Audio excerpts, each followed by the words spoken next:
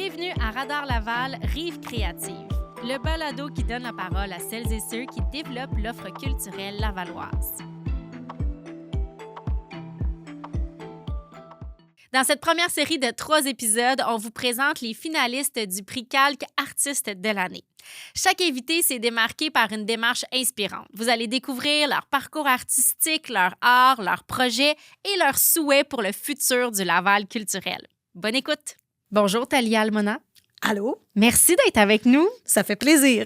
On va se parler aujourd'hui. Tu es une artiste lavalloise, une artiste de théâtre. Tu as fondé un théâtre, tu joues, tu es comédienne. Ton rôle dans le développement culturel à Laval, dans le paysage culturel à Laval, tu le vois comment? Bien, en fait, moi, c'est ça, je joue, puis je suis comédienne de formation, puis rapidement, je me suis retrouvée dans des expériences de théâtre jeune public. Puis le jeune public, moi, c'est un théâtre qui m'anime énormément parce que c'est un public que j'aime, c'est un public que je trouve exigeant, que ce soit les tout-petits, les enfants, les adolescents, parce que tu peux pas tricher. Et c'est pour ça que j'ai fondé ma compagnie à Laval, qui est une compagnie lavalloise, le Théâtre Fêlé. Puis moi, mon implication, je la vois vraiment auprès du citoyen en devenir. Parce que pour moi, déjà, bien, aussitôt que tu arrives au monde, et encore, il y a des scientifiques qui vont dire que c'est aussitôt que le bébé est dans le ventre de sa mère que l'être humain, cet être humain-là, commence à se former dans tout son développement global. Fait que moi, c'est des choses qui m'animent énormément. Fait que travailler la théâtralité, et je crois fondamentalement qu'on peut tout raconter, que tu aies n'importe quel âge. Ça dépend comment. Puis pour les jeunes, jusqu'à maintenant, j'ai surtout écrit pour les adolescents. Puis j'ai écrit un texte pour la petite enfance. J'ai écrit 2 textes, un qui est coécrit, moi et l'autre, que j'ai coécrit avec Pascal Brulmans. Ensuite, Olivier Jamila, qui s'adresse aussi aux adolescents, que j'ai écrit seul. Et mon dernier, c'est Momo le chameau, qui est pour les tout-petits, que j'ai écrit aussi seul. Donc voilà. Puis souvent, dans mes pièces, on tourne autour de Laval parce que c'est une ville, mes parents, ils l'ont choisie. Parce que moi, je suis née en Égypte. Puis là, ils sont partis d'Égypte, ils ont choisi Laval, exactement. Ils ont choisi Laval. Puis la maison familiale, elle est là depuis 30 ans maintenant. Là. Fait que c'est ça. Il y a tellement de choses là-dedans. Le théâtre Fêlé, là, pourquoi il s'appelle comme ça? Parce que ça s'écrit F-E accent circonflexe, L-E accent... Comme une tête fêlée, comme un vase fêlé. Pourquoi Fêlé? Ça provient en fait d'un conte de la Méditerranée. Puis en gros, rapidement, c'est l'histoire d'un porteur d'eau que lui, son métier, c'est d'aller au puits à tous les jours, de rapporter de l'eau, puis de rapporter ça au village pour de rapporter de l'eau de la rivière, jusqu'au village pour remplir le puits. Puis comme ça, tout le monde peut boire. Et là, il y a un de ses pots qui est fêlé en son milieu. Fait que là, un jour, il dit « Mais pourquoi tu me gardes? Pourquoi tu me changes pas? » Et le porteur d'eau lui dit « T'es comme tous les fêlés, tu regardes souvent vers le ciel. Wow. T'as la tête dans les nuages. Demain, en revenant, regarde au sol. » Puis le lendemain, le pot fêlé, en revenant de la rivière, il regarde au sol. Puis de son côté à lui, il y avait un tapis de fleurs. Fait qu'il a fait pousser des fleurs sans s'en rendre compte. Donc, l'idée... En échappant de l'eau. Oui, c'est ça, exactement. En échappant ce qui dépasse de lui. Fait que bref, on peut faire plein de... Bien là, c'est ça. On dirait que je veux pas faire des métaphores cheap, mais il y a quelque chose dans... Tu me dis... dans la légende, dans le conte dont tu parles, il y a un personnage qui va chercher de l'eau à la rivière pour le ramener au village. Il n'y a pas quelque chose de ça aussi dans l'idée d'amener le théâtre aux jeunes, d'aller chercher quelque chose puis de l'amener vers les jeunes? Il n'y a pas un peu un geste qui ressemble à celui du porteur d'eau, en quelque part? Écoute, j'aime beaucoup, moi, me dire dans mon imaginaire que ce qu'on fait, pas juste de me le dire, je crois fondamentalement que ce qu'on fait, c'est important. Oui. Puis peut-être encore plus auprès des jeunes puis des enfants, parce que eux, encore une fois, ce sont les citoyens, ce sont les citoyens lavallois en devenir. Donc, on peut pas dire et faire n'importe quoi. Fait que ça, c'est une autre exigence du théâtre jeune public que j'aime beaucoup. Fait que c'est sûr que le lien avec le conte est super intéressant, tu sais. Puis pour moi, l'art, c'est fondamental. Les arts, c'est fondamental. Je pense qu'il faut arrêter de se poser la question, puis l'affirmer, tu sais, ça fait partie du développement au même titre que le sport, au même titre que les sciences, au même titre que les mathématiques, le français, la langue. Et voilà. Fait que là, j'aime l'idée que de faire un lien entre l'eau, qui est un des besoins fondamentaux, et l'art. Fait que voilà. C'est bon. Est-ce que dans la société dans laquelle on vit, les arts sont mis à une place intéressante dans un parcours d'un jeune au niveau scolaire? Il y a peu de cours d'art quand même. Il y en a, mais il n'y en a pas tant que ça. Là, évidemment, après ça, on peut demander plus de cours d'éducation physique, on peut tout demander, mais est-ce que les arts ont la place qui leur revient dans le parcours typique des jeunes au Québec? De ce que j'en sais, parce que je connais pas le programme à tous les niveaux, puis admettons de mon expérience sur le terrain, en tant qu'artiste, là, parce que moi, quand je travaille, j'aime beaucoup aller dans la communauté, faire de la recherche pour mes textes, pour la mise en scène, exactement. Avant, pendant, après, en tout temps, c'est comme si mon public m'accompagne à plein de niveaux. Fait que de cette expérience-là, je te dirais que le théâtre, non, il n'a pas sa place. Et là, les gens s'en rendent compte parce qu'il y a un manque. Puis le manque, le théâtre, ça aide à s'exprimer. Ça aide à vivre. Ça aide à vivre, ça aide à respirer. Et ne serait-ce que, oui, il y a des jeunes qui aiment le sport, mais il y en a qui aiment les arts. Point. Oui. Puis c'est correct. C'est correct. Oui, c'est ça, il faut valoriser ça. C'est ça, puis je pense que les adultes significatifs qui les entourent, il faut qu'ils soient à l'écoute de cette chose-là. Fait que voilà. Le public jeunesse, on dirait qu'il te colle un peu à la peau là, depuis le début de ta carrière. Puis en même temps, il y a toutes sortes de thématiques qui, on dirait, vont bien avec le public jeunesse. Il y a beaucoup de choses dans tes textes qui parlent notamment de diversité culturelle. Est-ce que le thème de la diversité culturelle, il arrive avec le public qui t'intéresse ou est-ce que le public, il vient parce que ce thème-là t'intéresse?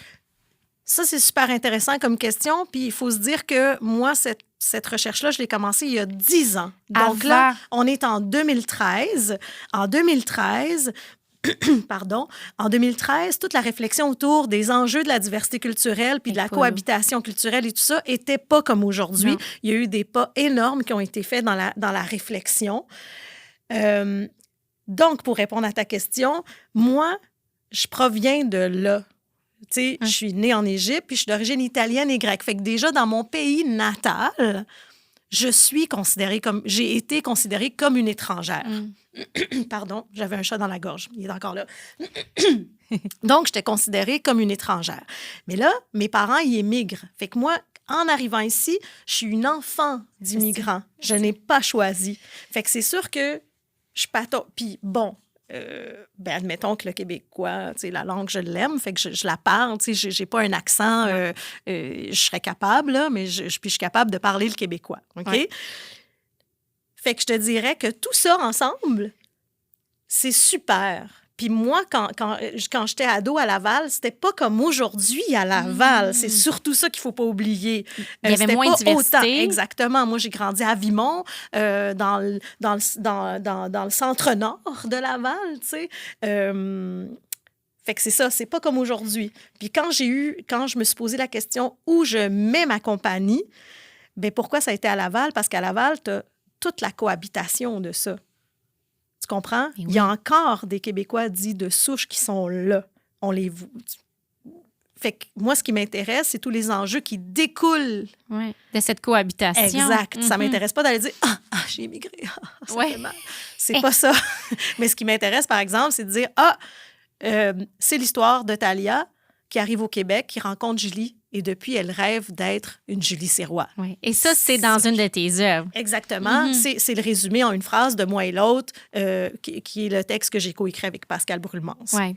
Comment ils reçoivent ça, les jeunes, les questions identitaires? Parce que souvent, c'est des sujets dont on parle dans les journaux. Il y a des grands intellectuels qui s'obstinent là-dessus à la télé. Mais les jeunes au primaire, qu'est-ce qu'ils pensent de ça? De mon expérience, encore une fois, les tout-petits... Bon... C'est pas spécial pour eux. C'est pas spécial. Puis c'est normal parce que dans leur développement, ils ne sont pas rendus à se poser ces questions-là. Ça devient intéressant quand là, on est devant les adolescents. Et moi, ce que j'ai vécu personnellement, puis ce que je trouve extraordinaire, c'est que dans mon temps, on dirait que j'étais rare à être compliquée quand j'avais à me présenter, ben salut, je m'appelle Talia, je suis née en Égypte. Aujourd'hui, quand je les rencontre, les jeunes, ben là, puis là, en 2013, c'était parce que dans mon atelier, avec moi et l'autre, puis avec Olivier et Jamila, j'aime beaucoup leur demander, est-ce que tu te considères, tu sais, qui sont ceux qui se considèrent Lavallois, qui sont ceux qui se considèrent Québécois, qui sont ceux qui se considèrent Canadiens, puis la réponse est assez extraordinaire. C'est-à-dire? Bien, parce que, tu sais, je commence toujours par Lavallois, puis ils font... Pas mal sûr. Ouais, de plus en plus. Ah ouais. OK? Puis Québécois, oh là, tu rentres dans la question, déjà la question identitaire, qui appartient à l'histoire du Québec, c'est français, anglais, Canada, Québec. Fait qu'il y a ça qui est là. En plus de la complexité de « Ah, ben mon père, ma mère est d'ailleurs, je suis née ici. » Fait que c'est super riche, en fait. Puis quand je demande qui se considère Canadien, et c'est ça qui est beau. Puis, tu vois, dans les scientifiques et tout ça, moi, il y a un auteur qui est venu me chercher dans ce qu'il a dit, en fait, de son concept de l'identité. Puis c'est Amin Maalouf, qui est un auteur français d'origine libanaise, puis pas juste un auteur, là, il y a quand même des essais. Un grand penseur, exactement. Un philosophe, là, même, je pense. Puis lui, quand il parle de la notion d'identité, bien, il dit que c'est quelque chose qui est en mouvement. Puis comment il en parle aussi dans ses livres, notamment dans Identité meurtrière, bien, je trouve ça extraordinaire, tu sais, dans le sens... on s'oblige à appartenir à une terre, mais je pense qu'on n'est plus là. Mais peut-être que les générations auprès de qui tu diffuses beaucoup ton art sont peut-être plus réceptives aujourd'hui à entendre des choses comme ça complètement, qu'il y a 20 ans. Complètement, parce qu'ils sont là-dedans. Ils sont là-dedans au quotidien. Pourquoi? Parce que dans une même classe, tu as des jeunes qui viennent de... Tu as le monde entier qui est là. Et un monde entier qui se croise, là, c'est complexe, en fait. Mais ce qui me fait me questionner, c'est qu'à l'âge de 8 ans, quand tu es arrivé ici, on l'a dit, tes parents ont choisi Laval. T'es-tu déjà posé la question à quoi ressemblerait ta pratique artistique si, par exemple, tes parents avaient choisi le plateau Mont-Royal? Je me suis pas posé ma pratique artistique. Je me suis posé si mes parents... quelle serait ma vie, en fait? Tu sais, ben oui, professionnelle et personnelle, en fait. Si mes parents étaient restés en Égypte, si mes parents avaient immigré à Bécomo, puis si mes parents avaient immigré sur le plateau, ou bien à Montréal-Nord, ou bien à Chaumédé, parce que déjà, tu sais, je reviens à Laval. C'est plusieurs villes en une ville, là. Pour moi, Chaumédé, c'est un des poumons, là. Tu sais, c'est... Quand tu arrives dans le quartier de Chaumédé, t'es pas à Auteuil. Non, mais non. Puis t'es pas à Sainte-Dorothée. Mais à l'intérieur d'une ville, il y a déjà les questions identitaires, tu sais. Puis quand tu parles à n'importe qui, tu rencontres « moi, j'habite à Laval. OK, quel coin? » C'est comme ça vient tout de suite. Ce qui est extraordinaire, puis tu sais, moi, j'ai eu l'occasion aussi de sortir de Laval. Écoute, quand j'ai pris le boss, tu sais, mon premier contrat en finissant l'École nationale, ça a été un théâtre d'été à Bécomo. Oui. OK? Moi, je suis allée à Québec en autobus, en voiture, les plaines d'Abraham, le show de la Saint-Jean, etc., etc. Mais là, à 22 ans, dépasser Québec, voir Charlevoix, prendre un traversier, arriver à Bécomo, je suis partie à pleurer. Ah, je comprends. C'est tellement grandiose et c'est tellement pas Laval, Montréal, c'est autre chose. On est ailleurs, tu sais. Ouais. Puis je te dirais que c'est tellement venu me chercher. Puis moi, ça a été ça. C'est ça mon texte pour la petite enfance. C'est Momo le chameau. Puis c'est l'histoire d'un chameau en peluche qui se retrouve abandonné à Bécomo. Puis dans la tempête, ben, il perd ses souvenirs. Puis il fait la rencontre d'une pancarte routière d'Orignal. Puis là, ben, elle va comme l'aider, si tu veux, à retrouver ses souvenirs puis à retourner chez lui. Oui. Que chez lui, c'est Laval. Tu sais, tu vois, mon obsession, tu sais, je reviens tout le temps. On revient toujours à Laval. On revient toujours à Laval. Puis, tu sais, Momo, c'est toute la route que j'ai faite. Tu sais, j'ai eu la chance de faire ces routes-là plusieurs fois. Puis aujourd'hui, ben, j'y retourne l'été en pour vacances. Le plaisir. Ah oui, complètement. Mais est-ce que cette façon de te mouvoir dans la géographie influence ton travail? Est-ce qu'on présente de la même façon un spectacle à Laval, dans Auteuil ou à Bécomo? Je pense qu'on peut le présenter de façon... Ça dépend lequel, mais c'est le spectacle lui-même qui n'aura pas la même résonance. Momo à Bécomo, j'espère le jouer, j'espère le présenter à Bécomo parce que, hey, c'est un chameau dans le Nord, en tout cas, tu sais. Puis avoir en fait le feedback des Bécomois, tu sais. C'est sûr que c'est pas la même résonance qu'ici, quand je le présente dans un parc à Chaumédé. Parce que là, un chameau à Bécomo, des pyramides d'épinettes, tu sais. Mais j'aime beaucoup travailler, essayer de voir tous les points de vue. Puis ça, la force des mots, là, c'est beau, là, les images de la littérature. En tout cas, c'est ça. Mais de le faire vivre aussi, c'est ça, c'est que les mots sont décuplés dans le théâtre aussi, c'est ça. Je veux parler de ton côté entrepreneurial parce qu'il y a l'artiste là, qui parle, puis les yeux s'allument, puis je vois tout ce qui passe. Là. Puis il y a le côté aussi, ben j'ai fondé mon théâtre, j'ai sûrement des papiers à remplir à chaque mois ou à chaque année. Comment ces deux hémisphères-là de ton cerveau cohabitent? Ben moi, j'ai besoin des deux. J'ai besoin de ces deux mondes-là dans ma vie. Ça m'aide à... je sais pas comment le dire, mais ça m'aide à ancrer mon art. Ah ouais, parce que beaucoup d'artistes vont dire ça, c'est la partie je le sais, mais moi, ça m'aide à me calmer les nerfs. C'est sûr qu'il y a des moments où je me dis, tu sais, là, des fois, je manque de temps, c'est sûr. Tu sais, c'est sûr. Mais c'est parce que je suis quelqu'un qui répète beaucoup dans la salle de répète, puis je suis quelqu'un qui écrit, puis je suis quelqu'un, à un moment donné, qui va vouloir s'asseoir puis juste compter parce que, tu sais... Tu te mets le cerveau à off. Exact. Je mets une partie du cerveau à off puis l'autre à on. Puis je le sais que si j'avais fait juste l'un ou l'autre, je n'y arriverais pas. J'aimerais pas ça. Ah oui. Parce que je pourrais pas écrire tout le temps. À un moment donné, tu te vides. Ben, c'est drainant. Exactement. Ouais. Puis je pourrais pas tout le temps être en atelier. Parce que ça aussi... Mais je pense que ma personnalité est vraiment comme ça. Moi, avoir ma compagnie, tu sais, le théâtre fait... Ben, ma compagnie. C'est pas ma compagnie, mais c'est ma compagnie un peu. Mais c'est plus juste ma compagnie aujourd'hui. Mais bref, c'est un terrain de jeu. Ben oui, ça coûte, là, parce que c'est pas quelqu'un qui fait tes demandes de sub pour toi, nanani, tu sais, c'est... Mais... j'ai carte blanche quand même. Ça, c'est dans le monde actuel. Ça a de la valeur énorme.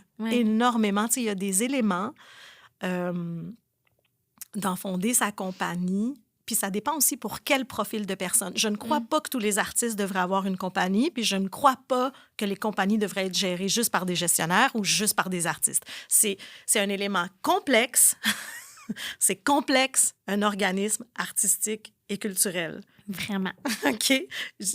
J'en ai pas de recette. Mais moi, je sais que j'aime ça. Ouais. Encore aujourd'hui, j'aime ça. Et je sais que le jour où j'aimerais plus ça, ben je vais pouvoir mettre les clés dans la porte. Tu comprends? Mais pour le moment, j'ai besoin des deux. J'ai besoin que mes deux hémisphères puissent être en congé quand l'autre hémisphère travaille. Là. Fait que voilà. Fait que je te dirais... L'un nourrit l'autre. L'un nourrit l'autre, exactement.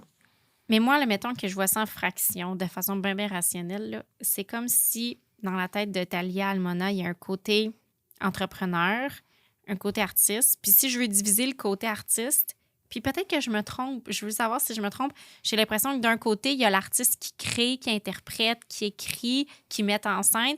Puis de l'autre côté, il y a l'artiste qui fait de la médiation dans les écoles, qui donne des ateliers. Est-ce que c'est aussi séparé que je le pense ou est-ce que ces pratiques-là sont imbriquées? Bien, moi, pour ma part, c'est vraiment imbriqué. Parce que quand je vais en atelier, c'est relié directement à ma pratique et à ma démarche de recherche. Je pourrais pas faire de la médiation sur, n'importe quel sujet. OK. Faut que ce soit un sujet qui vient de ta création, de ton imagination. Ou relié à ma recherche. Je comprends. Mais on s'entend Moi et l'autre, ils jouent encore. Ça fait combien d'années? Ça va faire 10 ans, là. Cet été, on va le présenter là, à Mosaïque, d'ailleurs, pour fêter les 10 ans de cette prod-là. Quelles sont les pièces de théâtre pour adultes qui peuvent dire qu'elles ont roulé pendant 10 ans? Brou. Oui. C'est mon seul concurrent. Non, c'est pas vrai. Je sais, je ne saurais pas personnellement en nommer beaucoup. Non, mais en jeune public, par exemple, c'est pratique courante. Parce que en jeune public, le théâtre jeune public va faire beaucoup de tournées. C'est un public qui se renouvelle. Oui. C'est souvent aussi, comment je peux dire ça, les sujets, il y a des sujets là, qui sont tellement universels. Le théâtre Motus, Baobab, hey, je pense que ça fait 15-20 ans, là, je me souviens pas, là, et je m'en excuse d'ailleurs, mais ça fait beaucoup plus que 10 ans que ça roule, puis c'est merveilleux. Tu comprends? Tu sais, quand moi, j'ai eu la chance de jouer en tant que comédienne 202 représentations de Sambraze avec le Théâtre Bluff, qui est une compagnie de théâtre lavalloise aussi établie. C'est extraordinaire, vivre ça. Puis t'as juste envie de vivre ça après. T'as pas... Tu sais, moi, j'ai eu l'occasion de jouer Sambraze pendant 8 ans, de jouer moi et l'autre pendant 10 ans. Fait que ça, c'est des leçons de jeu. Tu sais, quand j'aborde la mise en scène, c'est pas de la même façon. Ça, je peux te garantir que ça l'a façonné le metteur en scène que dans la salle de répète. La longévité a façonné la metteur en scène? De quelle façon? Ben, c'est pas vrai qu'il y a juste une première. C'est bon. Puis c'est pas vrai qu'un texte t'arrive à tout comprendre en 10 représentations. Il y a de l'évolution. Il peut rester là, pendant des années et des années. Je souhaite que ça soit un bon texte qui est aimé par le comédien qui a à faire ça, c'est sûr, tu sais, mais il y a quelque chose qui se passe. Puis c'est sûr que ça a façonné ma façon de voir le jeu. C'est un métier, là. C'est un métier extraordinaire parce que il se passe de quoi chez toi? T'as un show. T'as un show. Faut que tu y ailles. Faut que tout le monde te comprenne sans que t'aies de l'air de vouloir être compris à tout prix. Tu racontes une histoire, faut que tu parles assez fort. Et là, c'est merveilleux quand t'es pas micé parce qu'on se dit... C'est du vrai. C'est du vrai. Oui. Oui, mais moi, c'est drôle que tu dises ça parce que j'ai emmené mes enfants voir une pièce de théâtre jeunesse récemment et ils ne croyaient pas que les comédiens n'avaient pas de micro. Jamais ils avaient entendu des comédiens parler sans la barrière, disons ça comme ça, qu'il y a le micro. Mais c'est extraordinaire de faire ça aux jeunes quand même, c'est important, tu sais. Bien, oui, puis je pense aussi que c'est important. Tu sais, là, on fait un audio, mais c'est important aussi. Moi, j'aime ça écouter des balados, puis j'aime ça aller au théâtre, puis j'aime ça écouter des films, puis j'aime ça écouter des téléséries, tu comprends? Tout ça a son importance, selon moi. Mais c'est comme le message que j'entends, le théâtre fait partie de la vie. C'est pas... est-ce que il y a quelque chose qui est devenu trop spécial ou trop élitiste dans l'idée du théâtre? Tu sais, peut-être moins pour le théâtre jeunesse, mais c'est tellement facile de regarder une série, c'est tellement accessible. C'est comme si on avait parfois l'impression que le théâtre était réservé à une plus petite portion de la population, alors que dans toute la démarche dont tu me parles depuis 15-20 minutes, il y a quelque chose de foncièrement universel, une volonté d'accessibilité, de démocratiser tout ça. Ben moi, ce qui me fait vibrer, c'est ça. Mais ça veut pas dire que c'est moins bon. Tu sais, on vient de présenter au Festival La Rencontre Théâtrado notre nouvelle création, qui est un texte... En crise, c'est ça? En crise, qui est un texte d'Annick Lefebvre qui s'adresse aux jeunes. C'est des monologues pendant 1h15. Puis, ils aiment ça. Je veux dire, ça va, là. On est capable d'en donner aux jeunes, hein? On a l'impression qu'ils sont pas capables d'en prendre. Ils sont surtout capables d'en prendre. Il y a eu des réactions, là, venant du cœur de ces jeunes-là, là. C'est extraordinaire, tu sais. Après ça, on peut... Écoute, on vient de commencer, on fait des tests, on va retravailler notre affaire, bon, tu sais. Mais il y a quand même... Moi, j'y crois. Puis moi, j'aime ça, pousser les limites du théâtre jeune public comme ça. Tu sais, moi, ça me fait vibrer parce que... Puis c'est le genre d'œuvre, c'est le genre d'expérience que j'ai envie de faire avec ma compagnie. Sinon, ça serait lourd, là, si c'est juste Des pas comptines facile, mais pendant tu sais, 2 heures, ouais. ouais, Mais tu penses qu'on peut parler de tout dans le théâtre jeunesse? On peut parler de la mort, on peut parler de la maladie, on peut parler de la guerre. complètement. Comment il faut le faire alors? Oh. Avec sincérité, Ouais. sans le prendre, tu sais, ils sont capables d'en prendre. Il y a des contes, il y a des contes haïtiens qui parlent, tu sais, puis il y a des contes, je dis haïtiens, mais il y a des contes de toutes les cultures qui parlent de la mort. Puis moi, j'aime ça. J'aime ça me dire que la première chose qu'on vit dans notre vie, c'est notre plus grand cri. Mm. Les bébés, là, Mm. ils pleurent. Puis on veut qu'ils pleurent. Ouais. C'est quand ils pleurent qu'on est heureux parce qu'on sait qu'ils sont en vie. C'est quand même assez paradoxal comme moment, moi, je trouve.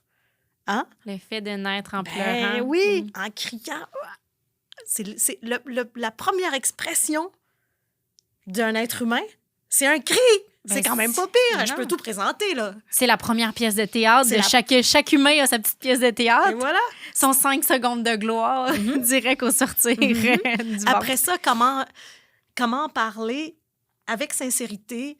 Est-ce qu'il y a des sujets plus difficiles que d'autres? Oui. Est-ce qu'il y a des sujets plus sensibles que d'autres? Oui. Est-ce qu'il y a des traitements qui sont plus complexes? Oui, parce qu'un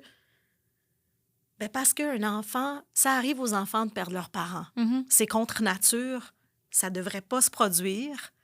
Mais moi, je suis déjà arrivée dans une classe. Je parlais d'un spectacle magnifique qui s'appelle Vipérine, qui est un texte de Pascal Brulmans qui a été présenté par le projet MU, OK. la compagnie de Nini Bélanger, et mise en scène par Nini Bélanger. Et c'est l'histoire d'une jeune de Vipérine et de fée. Fée est morte.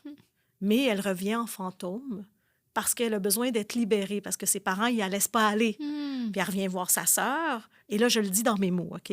Elle revient voir sa sœur, puis elle lui dit, « J'ai besoin que tu me libères. » C'est un jeu pour enfants, ça. Puis, je suis arrivée dans une classe et dans une école, et cette journée-là, quand je suis rentrée, tu sais, moi, j'essaie de le dire. Je viens parler d'un spectacle qui parle de la mort. Ouais. Tu le sais, hein? Oh, oui. Mais il y a 2 jours, il y a 2 semaines, il y a une élève qui a perdu son père. J'ai fait...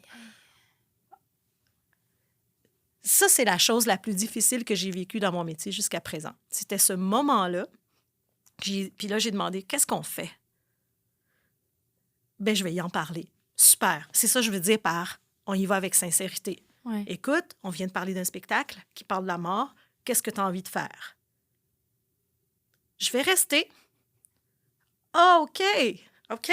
Je commence mon atelier et au bout de 20 minutes, elle est sortie. Puis elle a le droit parce que elle a essayé. C'était trop, je veux dire. Ben, elle a vécu quelque chose. Elle a vécu quelque chose. Puis les autres ont vécu quelque chose Et les autres, aussi. tu sais, et c'est ça que je veux dire par être sincère. Et pas dire, ah, elle sera pas capable de le prendre, on va la sortir. Ou, ah, on va l'obliger à rester. Ouais. Ou il y en a... En fait, la bonne réponse, c'est de lui donner sa décision, tu sais, de lui donner la possibilité de décider. Puis moi, j'aurais pas su quoi faire. Je sais pas qu'est-ce que j'aurais fait à sa place, en fait. Mais peut-être que c'est aussi de respecter les enfants dans leur intelligence, c'est de leur présenter des shows comme ça, puis c'est de leur présenter des ateliers, puis de les laisser rester ou de les laisser partir aussi, en quelque part. Exact. Puis on parle on parle des sujets sensibles puis des traitements, mais il y a des sujets, tu sais, la perte de la mémoire, la perte du souvenir. Avec Momo le chameau, je le traite de façon quand même poétique et comique un peu. Tu sais, c'est quand même une peluche qui heurte une pancarte routière. C'est leur première rencontre, ça fait bang! Tu comprends? Fait Mais c'est des sujets sérieux. oui. C'est ça. Que beaucoup d'enfants peuvent vivre aussi, là, des personnes âgées de leur entourage qui peuvent perdre la mémoire. Je veux dire, c'est pas complètement inusité là, comme sujet. Puis ça, c'est intéressant, OK? Parce que ça, c'est les 2 niveaux. L'adulte, il va voir ça.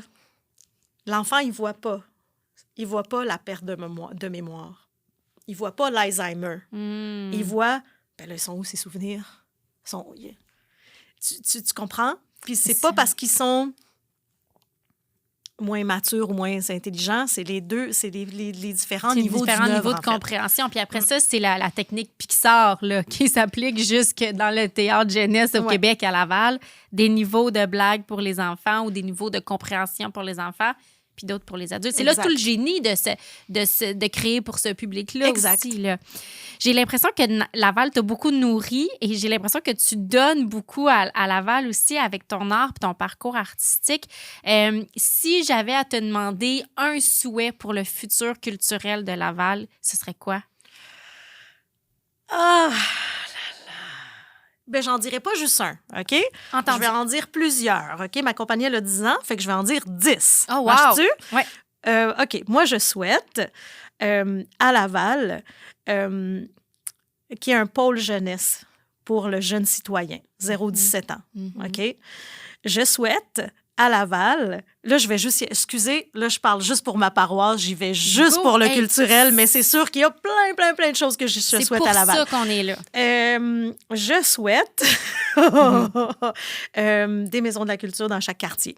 Je souhaite une bibliothèque juste jeunesse. Ça, c'est extraordinaire, OK? Où ce que tu pourrais trouver la même histoire, mais pour bébé, pour primaire, pour ado, etc. OK? Premier roman ou roman... Wow. Donc, je suis rendue à quoi? 3. 4. Aïe. Ben, je souhaite des pôles jeunesse dans chaque quartier. 1, 2, 3, 4, 5, 6 quartiers. Tu comprends? Ben, puis je souhaite... En fait, je trouve que Laval, il y a quand même... Il y a une importance de plus en plus qui se présente envers la culture, envers les arts. Puis je trouve ça important parce que ça fait rayonner la région de Laval et ça permet aussi de valoriser Laval, puis ça permet aussi de rendre plus fort, renforcer le sentiment d'appartenance. OK? C'est important pour tous ceux qui aiment les sports de pouvoir dire « Emmanuel, la place belle ». Puis c'est important pour tous ceux qui aiment les arts de pouvoir dire « Hey, il y a le festival, les petits bonheurs, il y a le festival, la rencontre théâtre ado, il y a le festival, tu comprends? Oui. C'est tout. C'est ça. De garder vivantes des villes qui sont pas la métropole nécessairement, tu sais. De garder de l'effervescence, de garder les gens, c'est ça. Puis c'est que chaque ville a son identité aussi. Et en plus, dans chaque ville, chaque quartier a son identité. Parce que quand on traverse la rue du Souvenir, bien, juste cette rue-là, elle a plein d'identités. Parce que quand, tu sais, je veux dire, Mané, t'es au centre-ville. Après ça, bien, le centre-ville en devenir, tu te retrouves sur des autoroutes, tu les traverses, puis tu te retrouves dans la communauté grecque, tu te retrouves devant une école secondaire, une nouvelle école primaire. C'est extraordinaire. Sur une même rue. Sur une même rue. Thalia Almona, on peut te voir où dans les prochains mois? Ah oui, on va présenter au mois de mai Momo le Chameau au Petit Bonheur, au Festival des Petits Bonheurs. Cet été, on est en tournée avec Momo le Chameau. Cet été aussi, on a un nouveau projet pour les adolescents. C'est que ça fait 2 ans qu'on fait des troupes, nous, d'adolescents, et il y a une équipe d'artistes qui les accompagne, puis les ados créent un projet de A à Z. Wow. Okay? Donc, ils participent à toutes les étapes d'un projet de création. Et cet été, c'est la première fois qu'on va faire une troupe estivale. Donc, pour les adolescents lavallois, les adolescents de Chaumédé surtout, parce que là, notre projet pour une première mouture, si tu veux, pour une première année, se passe à Chaumédé. Bien, ils sont grandement invités à s'inscrire au camp artistique de Théâtre Fêlé, en fait. Fait que c'est là qu'on est dans les prochains mois. L'invitation est lancée. Merci, Thalia Almona. Merci beaucoup à toi.